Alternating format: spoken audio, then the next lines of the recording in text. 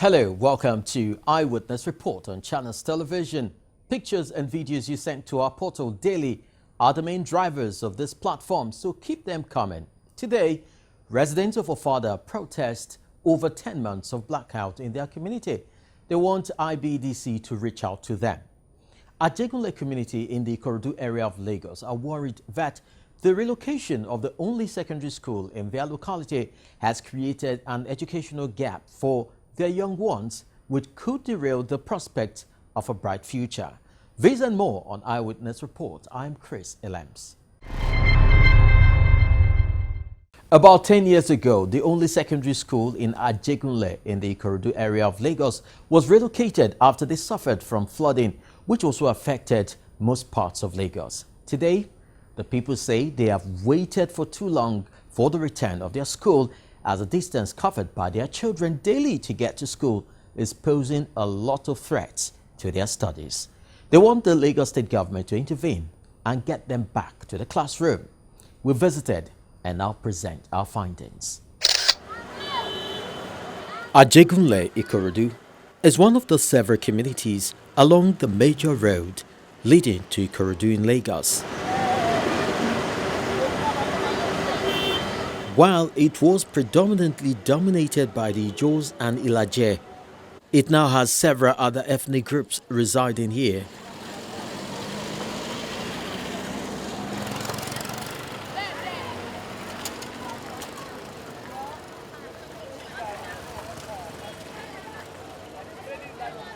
The area is populated by growing households, which accounts for a fairly large population figure.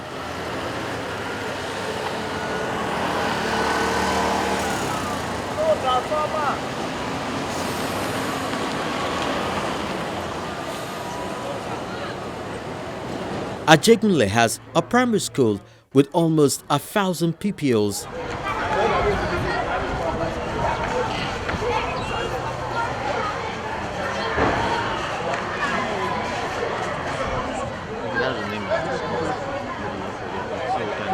But their main concern right now is the secondary school, which was relocated from the community about 10 years ago after a massive flood that affected several parts of Lagos, including this community.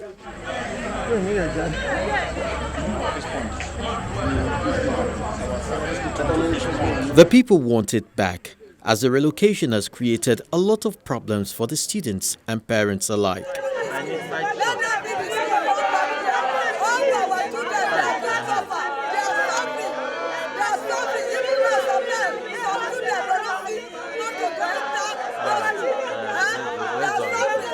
To drive home their demand, they staged this rally requesting the state government to reach out to them.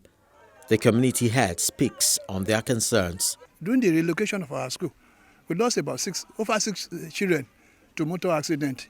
And also too, anytime in the morning like this, when these children are going to school, because of the traffic of the road along this Ikorodu road, our people will get to school very late. Our children will get to school very late.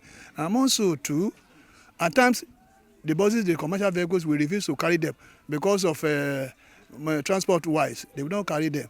So we are equally pleading with the government that they should help us to bring back this our school. It is not too much for the government to do. A private person can develop this kind of a place. After all, when there was flood through 2010, the Lagos state government came to open a place there, created a channel in a place where there's no channel, and they are able to do that. How much are they going to spend in bringing back our school here? It's a question of walling it around and sand-filling the compound. That's all. I that is speaking with you, I'm 76 years old. I was born in this Ajegunle. We had been part and parcel of this government in power. We had been in with Lagos state government. We are never anti-government at all. We have been voting for them, doing the right thing that is supposed to be done to the government. So therefore, we implore the government to please return our senior and junior secondary school. Our people have suffered a lot. Most of our children have dropped out. They refuse because those of them that are having 2 or 3 children, they don't go to school as a result of a transport fare. Yes. They don't go. So, but if, by bringing the school back to this place, we shall be all right. We, the parents too, and the CDA too, have done a lot. Sometimes ago, when they promised us of bringing this school back, the CDA spent over 3 million to renovate this place. Look at the structures now. Look at how the structure is now. as a result of the neglect. It is not too bad for the government to do for us. Please, we are begging them.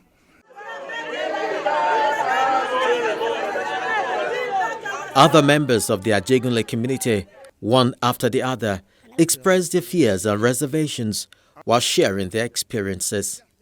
I've been in this community for over 40 years that I built my house. And this community has more than 16 communities surrounding this Ajegunle. All those other communities, this is where they used to come to the secondary school, all their children.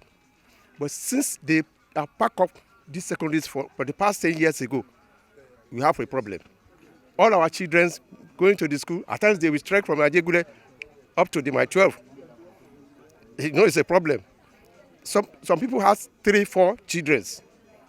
To give them money for transport, at times some of them will drop. They will not go to school. We have been, a lot of that is happening. And when the CDA rise up to face the challenge, we went to the Ministry of Education and they said that we should go and do something in this school. And we did it to the extent we had to spend over 3 million on CDA level. They came and inspected it and did all these things. At the end of the day, it's zero. So we are begging the government and incoming government to look at our problems of our children in this community. What started this thing is, by that time the big water started. And it's everywhere, all over the world. That's the time they carry out the school here. And since that time, we have been working. We don't know why they don't bring it back. The classrooms of some of the buildings are still very much intact, but may have served as operational base for some cult activities.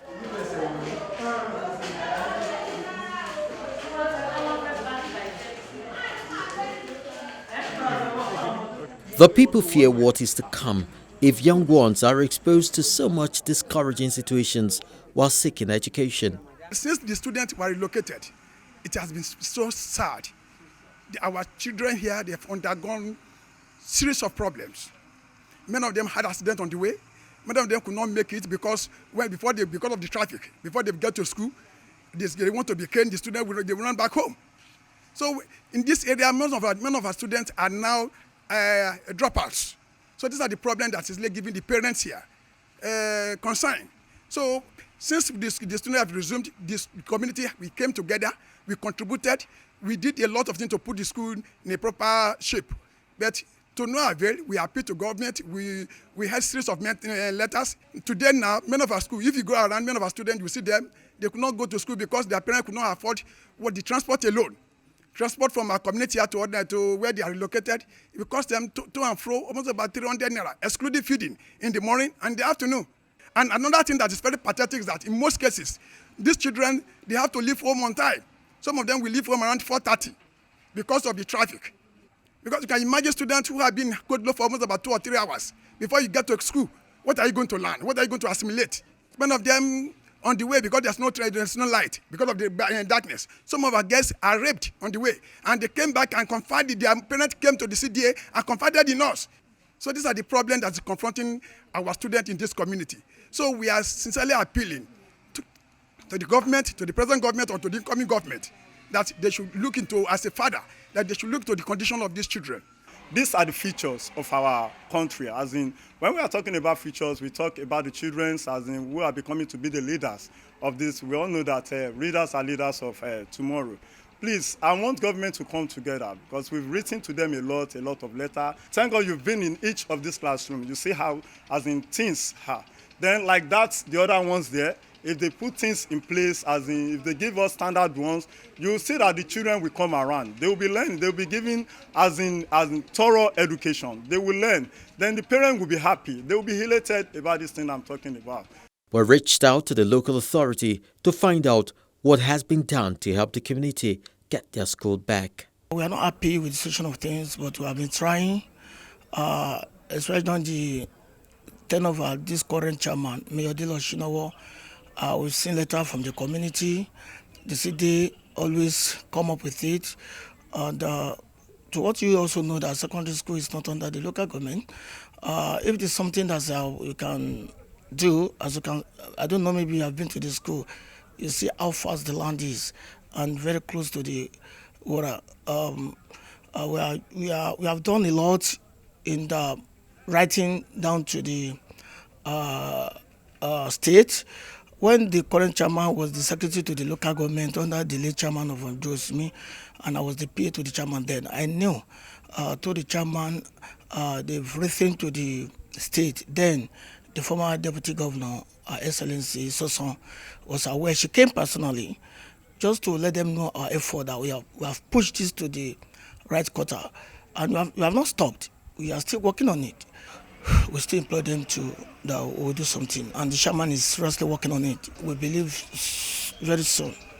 I mean, this new governor, I believe he will do tangible things. At the moment, the people of Ajegunle, Ikorodu are still faced with a bigger dilemma as over 200 primary school pupils are set to move to secondary school. At the moment now, I do have almost 200 pupils that are passing out from the school, that are going to the secondary school. Now, as I'm telling you now, it's about 200 plus passing out from primary school and supposed to go to the secondary school, whereby many of them will not go because of the distance that is involved. Even by the time they're supposed to be at the school receiving lecture, 10 o'clock they are still in the bus stop because the commuter will never carry them when there are too many. By going and come back, if they trek, they take them 1 hour before they get to the school. And by the time they get to school, they are tired, sleeping, so they cannot be able to cope with the studies. I think that's why you see them, many of them failed because of the distance. And government policy, they said that the school, they don't want school to be more than 30 kilometers from where you are living. But the government has derailed from their policy. So look at from here to my 12. At times, driver will not carry them for 15 naira. They collect 100 naira. Why their parents have given them 15 naira for transportation. So they started roaming at the bus stop. If you see them at about 1 o'clock, 2 o'clock, 3 o'clock, you will see them trekking, coming back to the school. However the case may be, the attention of the Lagos State government is needed by the people who expect that their call does not go unheeded. You can be part of Eyewitness Report on Channels Television by reporting events as they affect you and your environment. Just record and post on the Eyewitness portal at description, location, and a contact number. But ensure you first download the Channels TV app, launch Swipe to reveal the Eyewitness menu, and then follow instructions on how to upload your story. Let's see what you already posted for the week.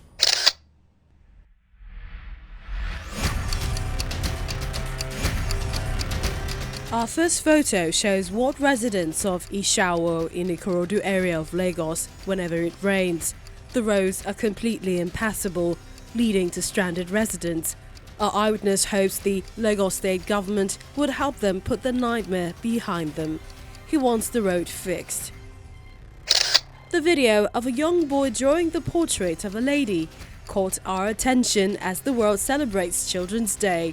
Our eyewitness wants parents to help their children express themselves better through arts and crafts, as it invariably impacts their developmental growth positively. The next set of photos shows the dilapidated state of Pastor Ajegunle Memorial School in KETU, Lagos. The roofs are blown off and the environment is in a poor state. Our eyewitness feels such a school should at least be given better attention so as to aid proper learning for the children. He wants the Lagos State government to reach out to them. The next set of photos shows the refuse dumps at various parts of the state. While the attention of lawma is being drawn to this development, our eyewitness is calling on Lagos residents to please stop the indiscriminate dumping of refuse in the state. He wants Lagosians to understand the implications of littering and soiling the environment. This photo shows the effect of one of the recent rainfall in Lagos. Our eyewitness says a lot of traffic lights were also affected, especially in the Ikeja area of the state, including Mawa Garden Estate area. He wants the debris removed, the damaged facilities fixed to avoid further accident. He's asking residents who drive around that axis to take care.